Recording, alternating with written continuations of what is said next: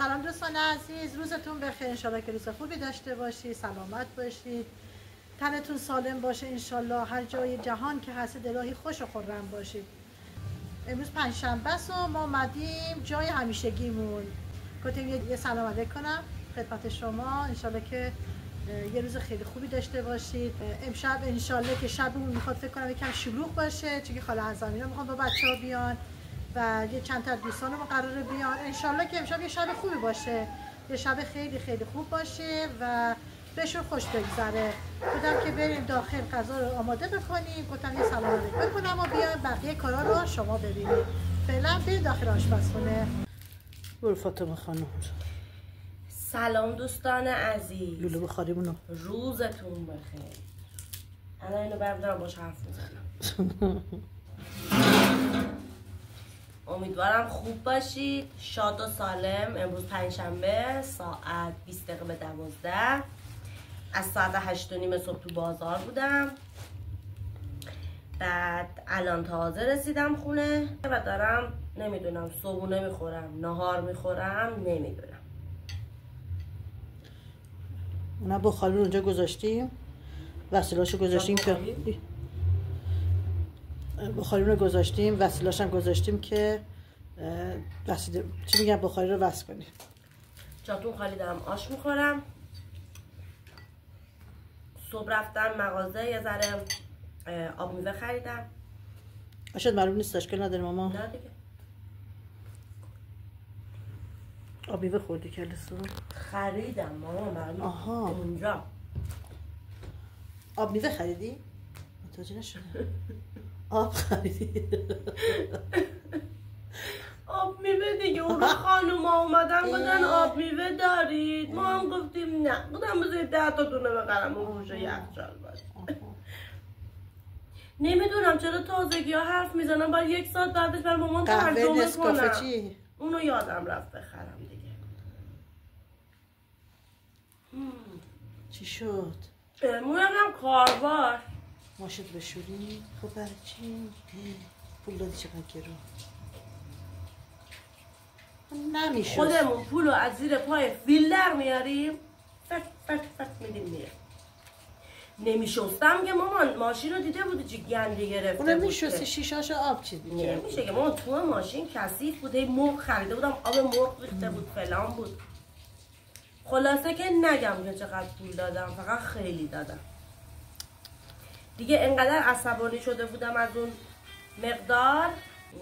یه ذره شدی بیر بالا دقیقه دوستا ببینم. من نمیتونم تنظیم کنم. آها گفتم دارم آش میخورم.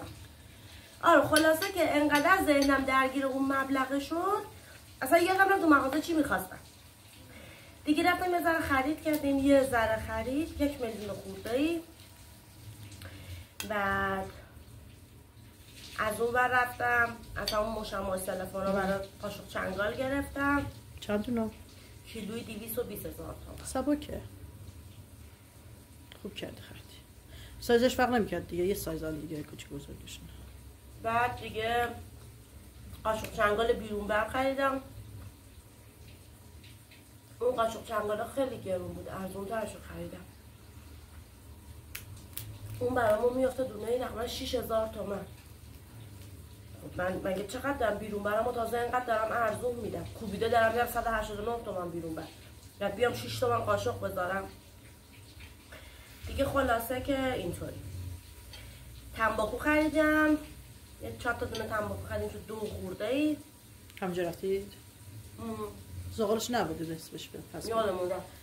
با این حواستون شما هست. گفتید بهش ما از اون تنباکو نمیخریم که، تنباکو رو جای دیگه میخریم. بعد جا بودم نمیتونستم، فقط زنگ زدم سریع بیام دیگه. خلاصه که اینم از کارهای امروزمون.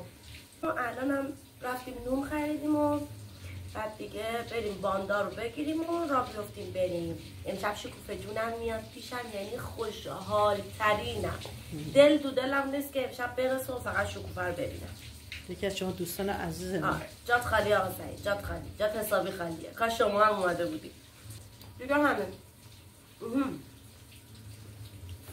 برای مامان چاقو نداری اینجا؟ نه باید برم بیارم. با تر قاشق باز میکنم. برای مامان یه بسته سفارش دادم. بریم باز کنیم ببینیم چیه. اینو میخوای باید کوچیکه میخوای بردار. نه. دیروزم خانوم رفتم دکتر، گفتی به دوستان یا نه؟ نمیدونم، فکر نکنم. شاید گفتم نه فسنجو درست کردم، فکر کنم گفتم.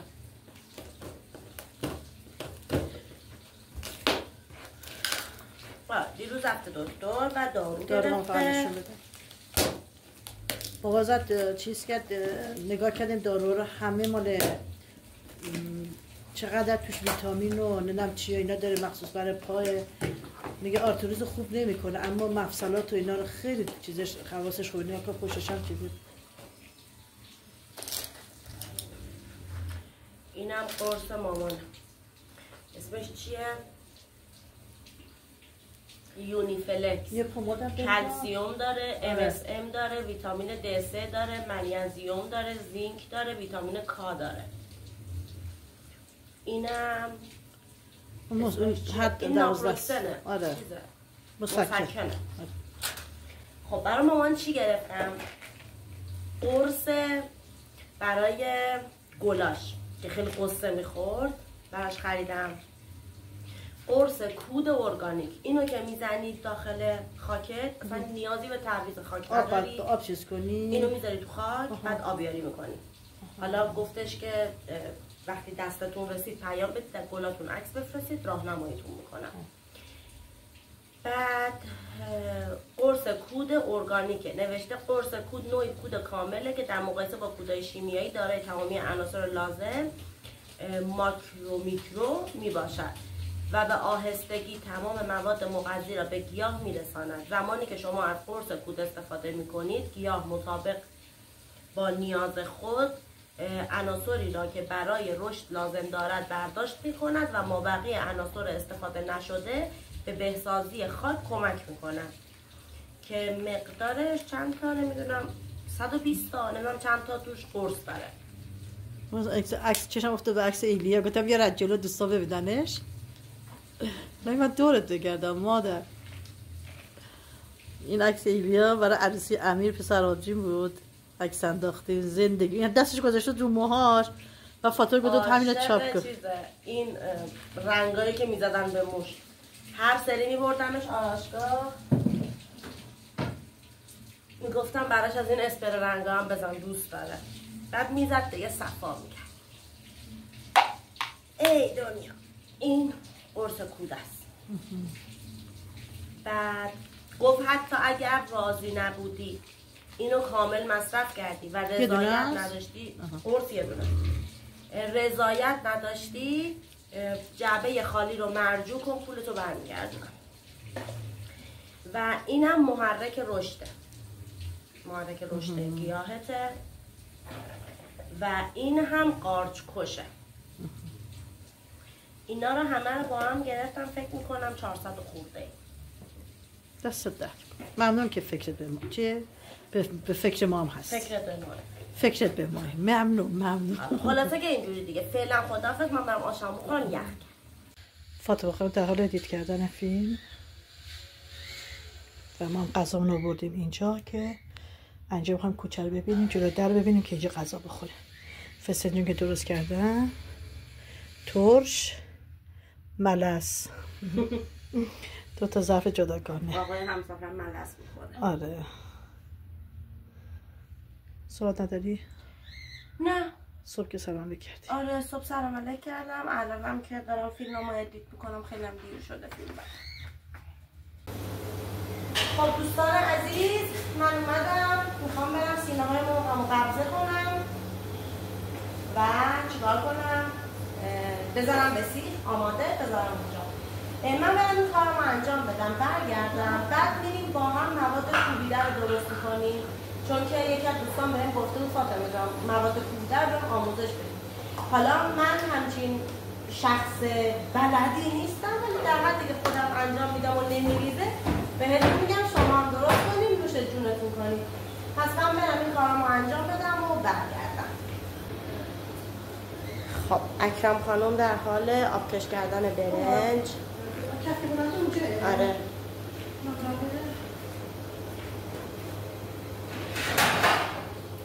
خدا رو شکر دیروز هم دکتر خیلی پام بهتر شد. خدا رو شکر. خدا رو شکر. بلند گفتم دیروز رفتم دکتر. پاهم خوب شده خدا رو شکر. شفا گرفته. شفا گرفتم شفا. الان هیچ کس درد نداشته باشه. خدا میدونه یه تیکه پای من اسیر کرده بود. واقعا خیلی تاثیر داشت. داروها واقعا تاثیر داشت. مسکنن دیگه. بابا یکی دارو که داشت روش تاثیر به همه بود بابا. خوب بود دیگه. خب عینک اومد از چرخانم درد داره. چون که بخار عینک بنده رو خراب میکنه.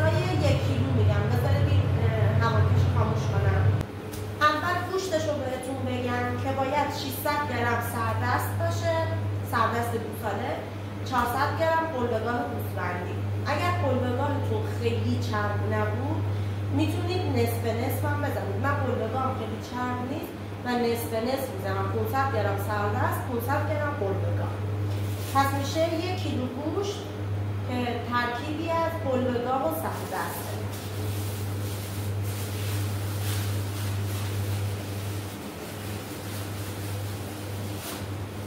توی یه ظرف نسبتاً بزرگ بریزید که بتونید خوب تفعال کنید. من برم توریمو بیارم.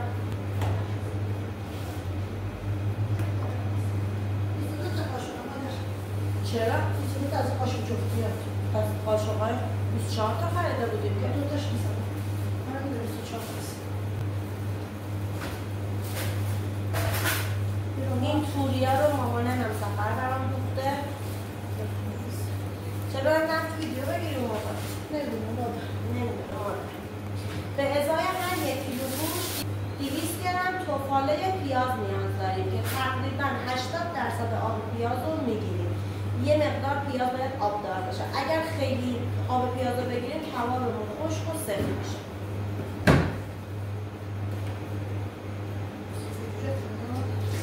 ها؟ اطراف نداریش؟ آره. کشکو.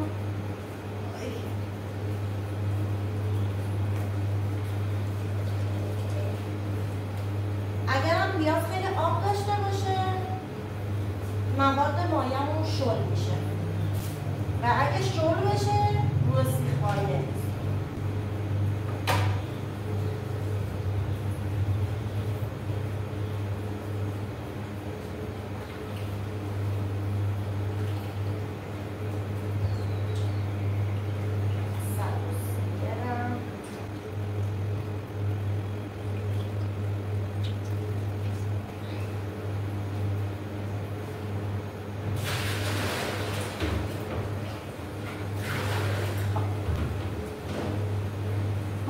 پیاز رو بیاد جمعش کن. این پیاز رو من اضافه میکنم، دوباره میذارم رو ترازو، ظرف میذارم، صفرش میکنم. ماما یه قاشق رو من میدی؟ پیاز با هم آقا بکنم شما بهش نمیدونم چی بدم شما؟ آشو به ازای هر 1 کیلو 200 گرم پیاز 12 گرم نمک 3 گرم جوش شیرین جوش شیرین به اندازه کافی برای بدن به اندازه لازمش برای بدن مفید هم هست پس نگرانی نداشته باشید یه قاشق سرخالی میریزم ببینم چند گرمه 15 گرم تقریبا اینقدر روش برداشتم شد 12 گرم و دوباره سفت میکنم سر قاشق چند گرمه تو شما میدید از ما شما دیزم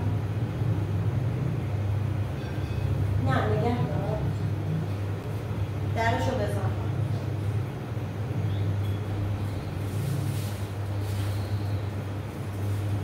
اگر جوش شیرینتون زیاد باشه پیاز کوبیدتون میسوزه اینم اضافه نیست دوستان من نمیدونم تا کجا دیدین من اومدم دیدم دوربین مامان قطعه من دوربین آوردم جلو الان دوربین همسفر آوردم دوربین آوردم جلو که وقتی که هم میزنم مدلش رو ببینید 12 گرم نمک ریختم 3 گرم جوش شیرین 200 گرم پیاز و 1 کیلو گوشت ترکیبی از سردست و قلبگان اول اینو با هم مخلوط کنید پیاز و گوشت رو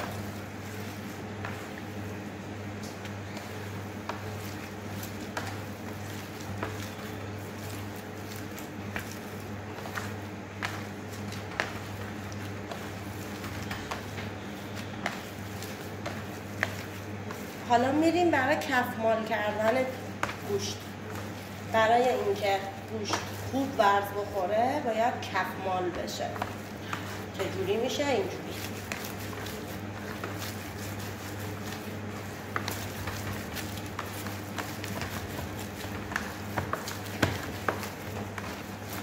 یه زور بازوی شدیدی میخواد من اصولا یه ذره که خودم ورز میدم بعد همسفر رو صدا میکنم اون میاد ورز میده ولی خب 1 کیلو مواد رو میتونم ورز بدم بیشتر که میشه دستم واقعا درد میگیره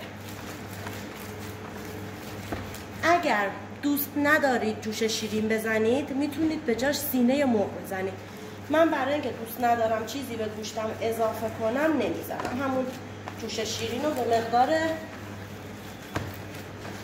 مجاز در استفادهش میزنم همین الان ببینید گوشت چسبنده است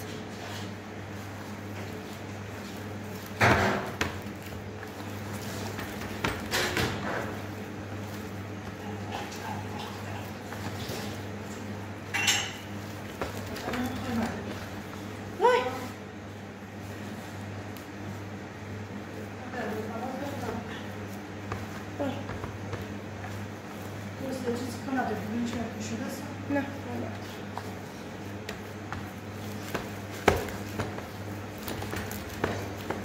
فقط من یه چیزی خودم کشف کردم و اونم این بود که اون آقایی که به من آموزش داد گفت از آب گرم استفاده کن برای سیخ گرفتن گوشت ولی من دیدم وقتی آب گرم میزنم گوشتم چربیشو ول میکنه و گوشت شل میشه رو سیخ با آب سرد زدم یعنی آب همون شیر و اونو احساس کردم که خیلی بهتره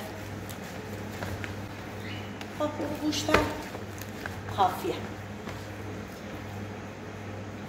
این چربی های دستتون رو میگیرید و دوباره به گوشت اضافهش میکنید حالا با یه چاقوی چیزی من چاقو دم دستم نیست و برای اینکه بهتر بتونید سیخ بگیرید میتونید بذارید توی یخچال یه نیم ساعت بره توی یخچال قشنگ خودشو میگیره و عالی میشه حالا من الان برای اینکه جلوی شما یه دونه سیخ بگیرم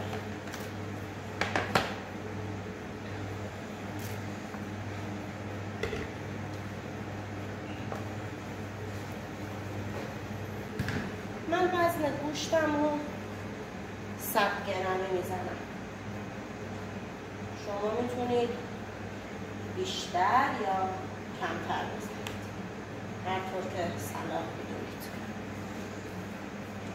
صلاح مملکت خویش خسروان دانند. این گوشت رو برمیدارم. هنوز توی این کار وارد نیستم، مخصوصا که دستکشم هم کثیفه.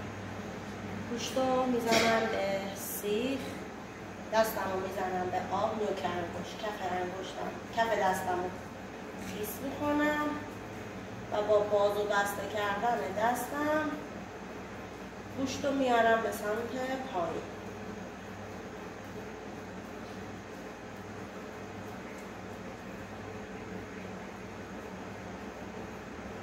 من برای اینکه بالای کباب پزمون زیاد شعله نداره، به خاطر همون یه ذره میارمش پایین‌تر.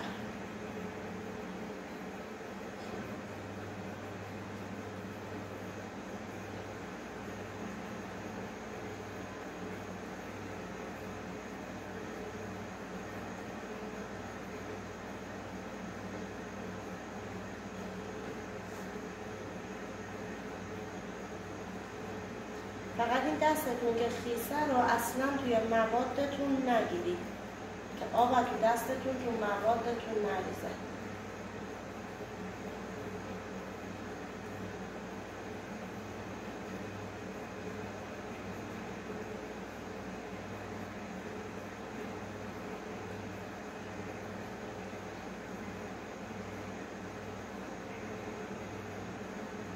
چون اول کاریم بتونه کاری میکنی.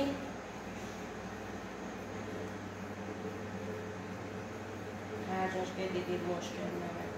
و بعد اینطوری دستمون رو میذاریم و بعد اینطوری به حسابی گل میندازیم روش. این آخری رو هم که زدیم این ته رو قیچیش میکنیم. سر و ته کباب رو میبندیم. این ورم اگر خواستید میتونید اینطوری طرحتون رو بزنید. این هم میشه از کباب ما.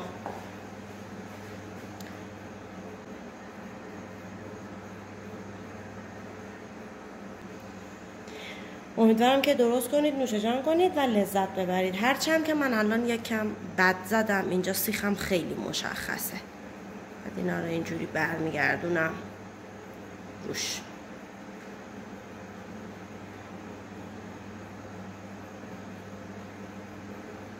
اینم از کباب ما. خب من برم به ادامه کارم برسم و فعلا تا آخر شب ببینیم چی پیش میاد. فقط اینا رو ببینید چه در تلاشن. چیکار میکنی؟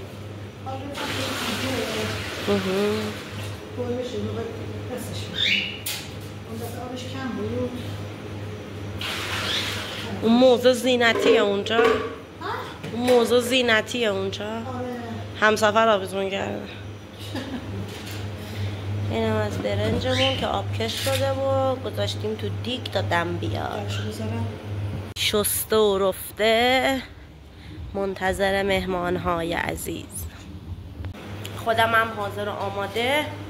یه ذره از کارامو کردم، یه ذرهش مونده. گفتم برم حاضر شم، بعد برگردم باقی کارامو کنم. ساعت الان فکر میکنم 7 باشه. بعد دیگه همین. فاطمه خانوم بذار هواکش رو خاموش کنم یه دقیقه مامان. باش. کبابامو زدم. نمیدونم چند تا سخت زدم، چند تا سیخ زدم. فکر کنم 15 تا 16 تا کباب زدم. جوجه‌ام که زدم، جوجه تو رو شمونده بود. اینم بذارم اونجا آماده باشه. چیز نزدی؟ رون شکاری؟ رون شکاری چند تا زدم. داری؟ خب همونجا در لحظه میزنم. باش. خیلی خسته شدم کبرم. یکاش بدی من باید کباب کنم تو بشین. گرم گرفته ها. بده اما از قبل وایس اینجا کباب کن تو بشین دیگه. ها؟ چه نه بابا دیگه مامان؟ خاله اینا. آره خب ما بریم و دیگه همین. سلام نیلا حلما خانوم، خوبی؟ عزیزم سلام قشنگم، خوبی؟ سلام برو عقب. سلام، من امروز اومدم سفره‌خونه مهرما. خوش اومدی. حتما امتحان کنید اینجا خیلی خوبه. عزیز دلم قربونت، خوش اومدی. نه یه تو نه بابای تو.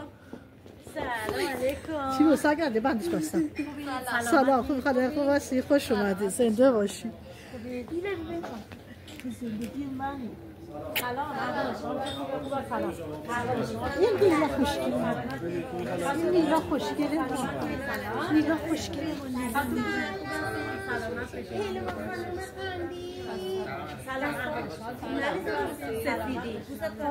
چطوری؟ گریه شد از این؟ نه اومدی؟ سلام چطوری؟ سلام مخلصم نیلا بی بابا بابای من خوبی شما سلامت یه بیا بکش. بیا نیلا. سلام دوستان، شبتون بخیر، حالتون خوبه؟ بالاخره بارم کشوندن تو رستوران مهرما. امشب یه مهمون عزیز داریم. فاطمه خانم گفت شما هم بیا، ما اومدیم خدمتشون. تازه رسیدم، تا آخر شب هم در خدمتتون هستم. مهمون عزیزتون کیه؟ خواهر منه، شکوفه جان. از کجا میان نروژ شما؟ از هلند فکر کنم. از هلند اومدن ایران. امشب هم با دخترانشون و با داماداش مثل اینکه مهمون ویژه مهرما امشب قدم رو تخم چشم ما گذاشتن. انشالله بتونیم این همه زحماتی که برای ما کشیدن بتونیم براشون جبران کنیم. ما منتظر شما تمام فالوورهای عزیزمون هستیم. تشریف بیارین، در خدمتتونیم. همتون رو دوست دارم. یا علی. این سفره بچهای خاله اعظم. سفره مرتضی علی.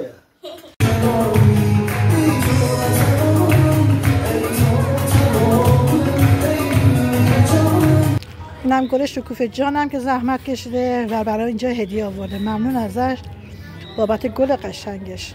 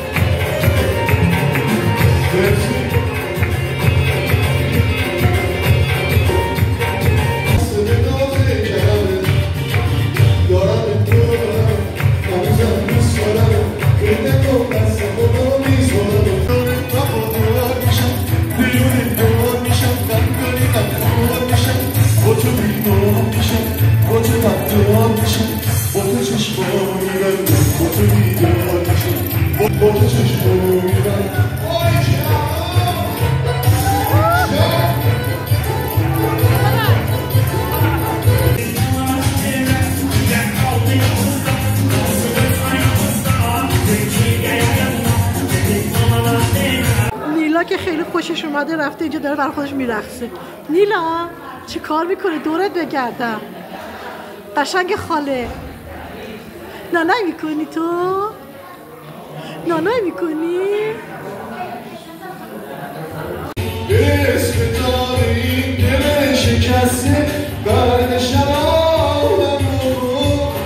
این هم از سرویس میزه که از مشتریای عزیزمون.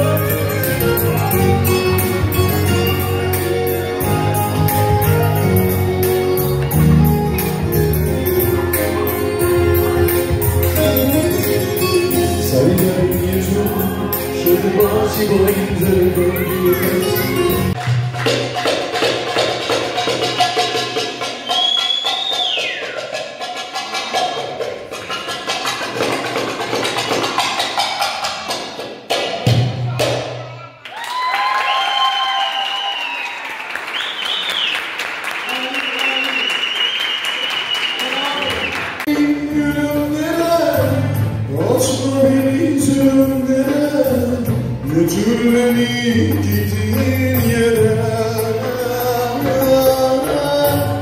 Açma beni ölümlere Sensiz ben nefes alamam Buraları hiç duramam Bir töneni şizende bu Eşle tutar ben uğrumu Ey Asiyo, ey canım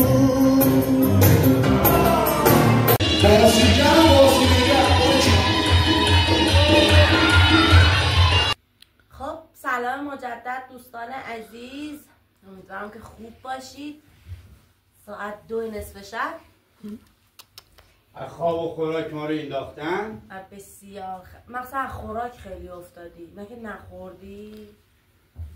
خسته و مرده ما رو کشوندن رفتیم اومدیم هیچی به هیچی. نه که زورش کردم چقدر اولاد ذوق داشت خودش بیاد والا خودت اومدی همه آبجیتو ببینی مادر همه جا فیلمشو گرفتم داشت غیر می اومد خواننده براش میخوند آقای خواننده خوشش اومده بود آقای خواننده خوشش اومده بود چرا تیکاش که بابا داره اینجوری میکنه براش بسر اگه دیدید اونجا اینجوری گوشه منم داره پشت تو میگه اگه اینجوری مامان گذاشت داره پشت تو میگه اگه دیدید اینجوری گذاشته بدون آهنگ نمیذاریم پخش کنیم میخوایم بریم آنباکس کنیم شکوفه جونم زحمت کشیده و برامون هدیه آوردن دست آقا سعید عزیز و شکوفه جانم درد نکنه الهی که سایتون بالا سر بچه هاتون و منم باشه من شدم دختر جدیدتون و الهی که عاقبت بخیر باشید تنتون سالم دلتون شاد جیبتون پر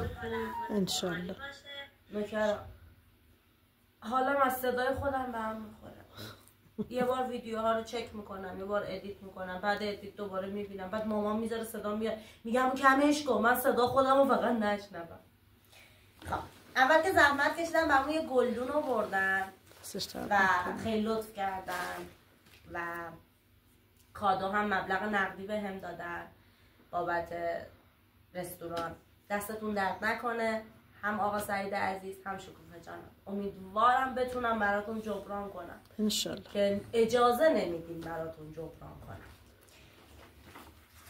شکلات خوشمزه دیگه همینجوری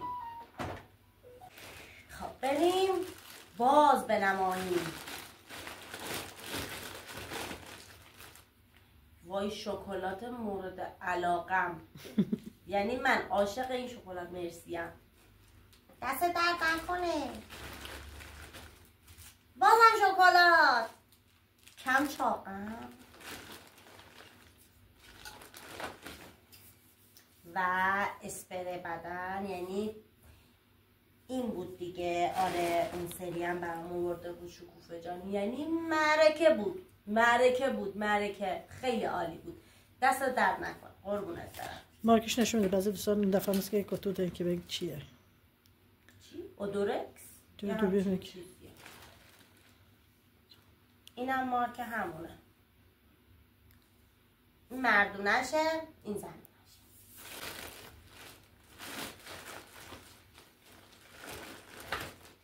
مام هم یک زنانه یک مردانه با تشکر اینم من از یوم شما هستم خانم مرسی شکوفه جون قربونه اینم کلسیوم دست درد نکنه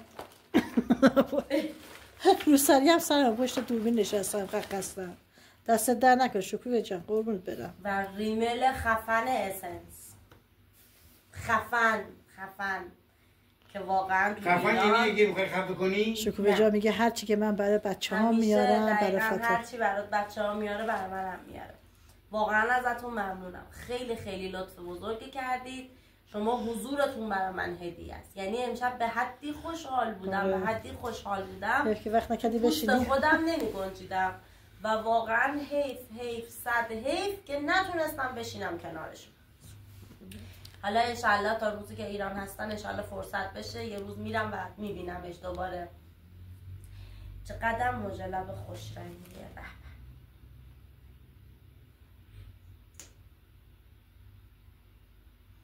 وای چقدر خوشبوه تست نکنه حیف رو دستت. خیلی قشنگه رنگش به این لباسم. آره خیلی خوشگله. خیلی بوی چی میده؟ بوی آشنا، بوی هلومانند اینجوری هست.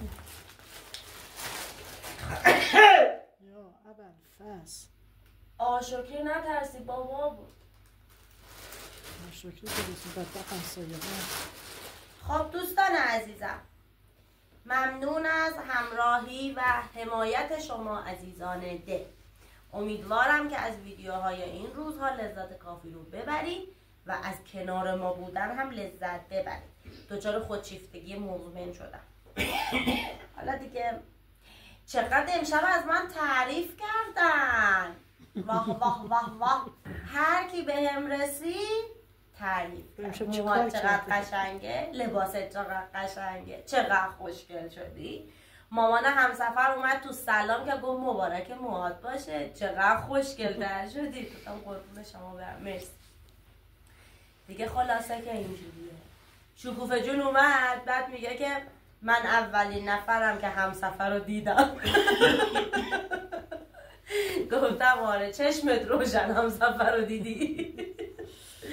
دیگه خلاصه که اینم از امشب گذشت و ممنون از همگی که امشب کنار ما بودن. خالمینا، دایمینا، بچه هاش، الهی که جیبشون پرپول باشه همیشه، تنشون سالم، بتونن از پولی که دارن لذت ببرن امشب. و این خانم خدماتی هم که آورده بودم امشب خیلی خانم خوبی بود، خیلی خانم خوب و خوش برخوردی بود و خیلی قشنگ و تمیز و آروم و آهسته برای خودش کاراشو میکرد. قشنگ خودجوش میرفت میزا رو جمع میکرد فلان بیسا. انشالله انشالله انشالله به لطف خدا کارمون بگیره، شلوغ بشیم، 100% من این خانومو میارم. چون که حالا چند تا موارد هستش که مثلا خب خیلی دوست دارم به این خانوم کمک بشه. یکیش اینه که شوهرش اعتیاد داشت و آره شوهرش اعتیاد داشت، مستاجر قوچانی بود در اصل. یه لحجه کرده قوچانی بود. بعد 2 سال کلا اومده تهران. وقتی که دخترش فوت کرده دیگه خیلی حالش بد بوده، میفرستنش تهران، میگن برو. بعد دیگه دخترش فوت کرده، دخترش 19 سالش بوده.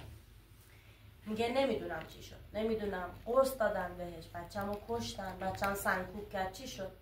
ایست قلبی کرد، تهش ایست قلبی بود.